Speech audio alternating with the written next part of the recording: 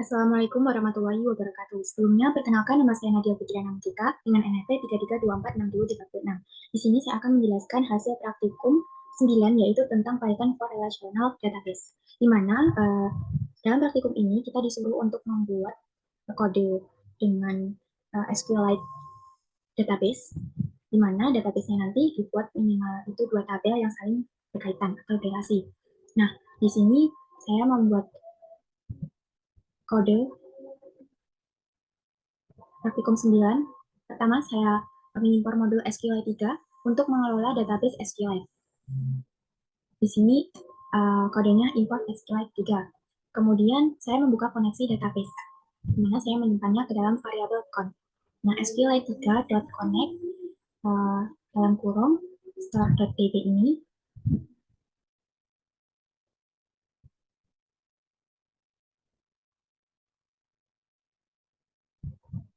baik tadi sampai sini membuka koneksi database. Di sini saya menyimpannya ke dalam variabel const, di mana ini menggunakan modul SQLite tadi, kemudian menggunakan fungsi connect, di mana digunakan untuk membuka file database yang bernama start.db ini. Nah, jika file start.db ini belum ada, maka akan dibuat secara otomatis. Kemudian di sini ada variabel cursor. Variabel ini digunakan untuk membuat variabel const tadi menggunakan fungsi cursor agar variabel const tadi bisa dieksekusi atau bisa dijalankan perintah-perintah SQL ke dalam database tadi, yaitu database start.db. Kemudian di sini saya membuat tabel sebanyak 3. Pertama ada tabel customer, product, dan sales. Di sini ada cursor, variabel cursor tadi dipanggil. Kemudian di sini ada fungsi execute script, di mana execute script ini digunakan untuk menjalankan banyak pernyataan SQL sekaligus. Nah, di sini ada perintah create table if not exist customer, di mana ini membuat tabel baru yang hanya belum ada sebelumnya. Jadi kalau misal tabel ini sudah ada, tidak bisa dijalankan. Nah, tabel customer ini terdiri dari beberapa kolom. Pertama ada kolom customer ID, dia tipe datanya integer sebagai primary key. Kemudian kedua ada kolom customer name, dia tipe datanya text. Not null di sini harus diisi datanya atau tidak boleh null. Kemudian kolom ketiga ada email, tipe datanya text. Di sini tidak ada syarat tertentu, jadi boleh kosong dan boleh diisi. Di sini ke table if not exists product, membuat tabel baru yang bernama product. Terdiri dari 3 kolom. Kolom pertama product ID, tipe datanya integer, kemudian dia sebagai primary key. Kemudian ini ada product name, kolom kedua, dia tipe datanya text. Not null di sini dia tidak boleh kosong atau harus diisi. Kemudian kolom ketiga ada price, dia tipe datanya real, dan ini juga tidak boleh kosong atau harus diisi. Kemudian ini saya membuat tabel ketiga, yaitu namanya sales. Nah, di dalam tabel sales ini terdiri dari beberapa kolom. Kolom pertama yaitu kolom sale ID. Nah, di sini dia tipe datanya integer sebagai primary key. Kemudian ada product ID, dia tipe datanya integer, tidak ada syarat tertentu, artinya dia juga boleh kosong. Kemudian ada customer ID, ini tipe datanya integer dan tidak ada syarat tertentu, atau boleh kosong juga. Kemudian ada quantity. Nah, di sini dia integer, tipe datanya, kemudian dia harus diisi atau tidak boleh nol. Kemudian ini ada cell date atau tanggalnya, kolom tanggal. Di sini tipe datanya dia text. Kemudian dia juga harus diisi atau tidak boleh kosong. Nah, di sini ada kode foreign key, product ID, reference product dalam kurung product ID, mana product ID ini bersifat foreign key atau untuk menjalin relasi antar tabel. Maksudnya dari antar tabel sales dengan produk. Karena produk ID ini bisa jadi jika sama nanti produk ID-nya itu, maka akan saling relasi dengan tabel produk. Kemudian di sini juga foreign key, dia ini pada kolom customer ID, reference customers dalam kolom customer ID. Di mana jika customer ID-nya ini itu sebagai foreign key atau saling berrelasi dengan tabel customer dari kolom customer ID.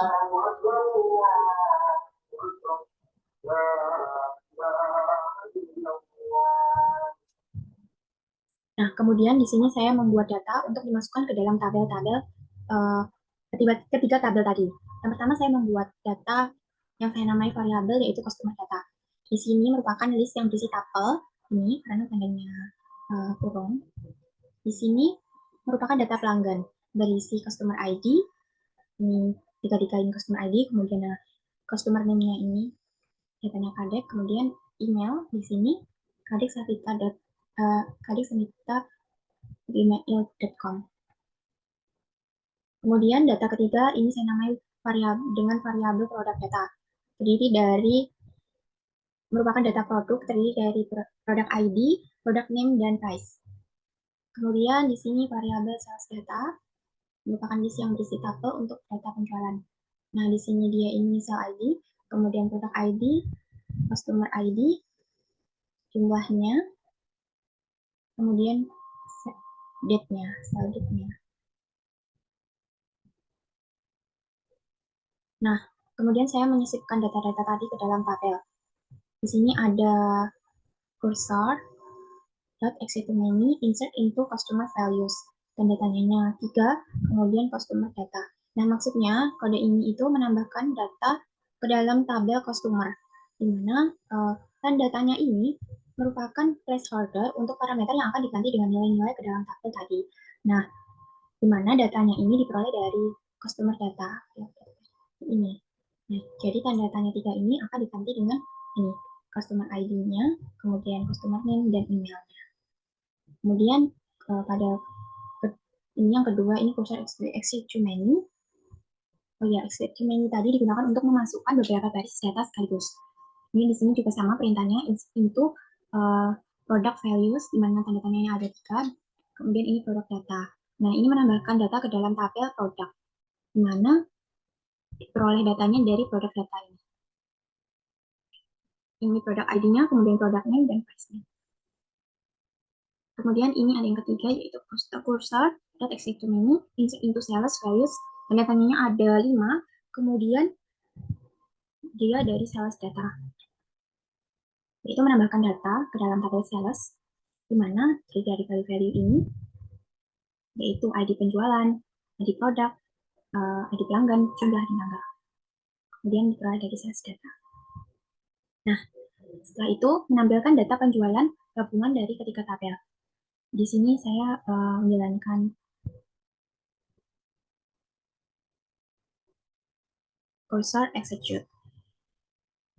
Ini memasukkan ke dalam satu baris sekaligus. Di sini ada perintah mengambil kolom sel ID dari tabel sales, kemudian kolom customer name dari tabel kolom, kemudian kolom product name dari tabel produk, kemudian kolom quantity dari tabel sales, kemudian kolom price dari tabel produk, kemudian ini quantity dari tabel sales dikali price dari tabel produk, di mana dia ini sebagai total atau diberi nama total. Kemudian ini ada sell date-nya ini dari tabel sales. Nah, from sales S atau misalkan S. Sales, jadi tabel sales ini merupakan tabel pertama yang akan diambil.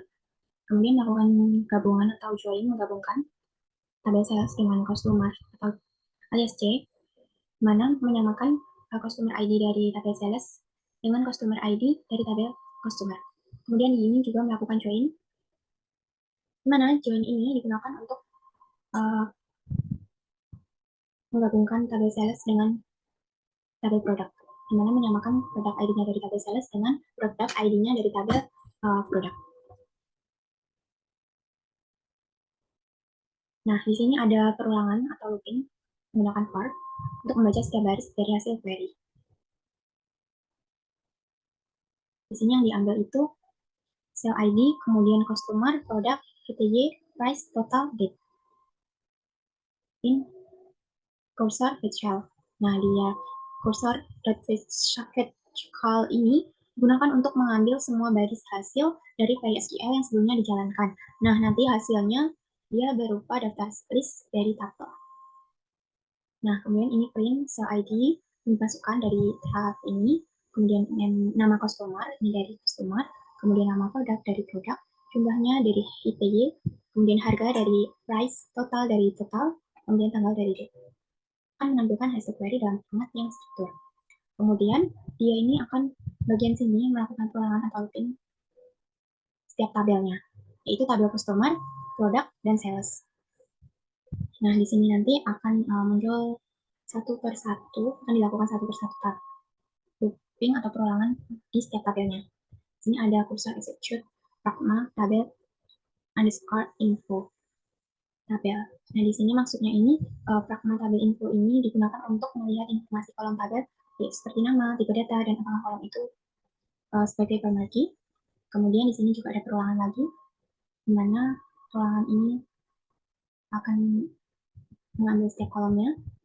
Nah, di sini ada kursor vertical, yaitu dia mengambil semua baris hasil dari query SQL-nya. Nah, kalau satu ini, dia ini nama kolom, kemudian kalau dua ini tipe datanya, kemudian kalau 5 ini bukan nilai satu jika kolomnya adalah primary, dan atau 0 jika dia bukan primary. Nah, maka di sini if call 5 else kosong, tanda petik yang kosong ini akan digunakan untuk menampilkan print PK ini. Jika ia akan mengeprint PK, jika tidak maka akan kosong. Lalu ini akan menampilkan informasi foreign key pada setiap tabelnya. Nah, ini akan mempermudah kita untuk mengetahui relasi dari tabel antar tabelnya. Nah, ini perulangan atau looping menggunakan for table, ambil dari table di mana setiap tabelnya akan dilakukan perulangan, cursor execute, pragma foreign key list. Nah, di sini maksudnya ini digunakan untuk menampilkan kolom foreign key dan tabel asalnya. Nah, kemudian ini ada FK data, list of data sama dengan cursor fetch call. Di sini variabel yang digunakan untuk mengambil semua baris dari hasil dari query SQL sebelumnya. Kemudian di sini perulangan. Ini ada kondisi jika ada tanya. Cuma maka dia akan menjalankan jika data ini melakukan perulangan FK in FK data. Kemudian FK3 ini merupakan kolom foreign key-nya dari tabel ini from, kemudian nama tabel tujuan dari tabel, kemudian FK4, FK2 tadi kan nama tabel tujuan tabel, kemudian FK4-nya ini dari kolom tujuan. Nah, kemudian menunjukkan bagaimana ini kode ini dapat menunjukkan bagaimana antar tabel bisa saling terhubung atau saling relasi. Nah, kemudian jika semuanya sudah, maka akan menyimpan semua perubahan ke dalam database dan menutup koneksi, di mana menggunakan ini fungsi commit,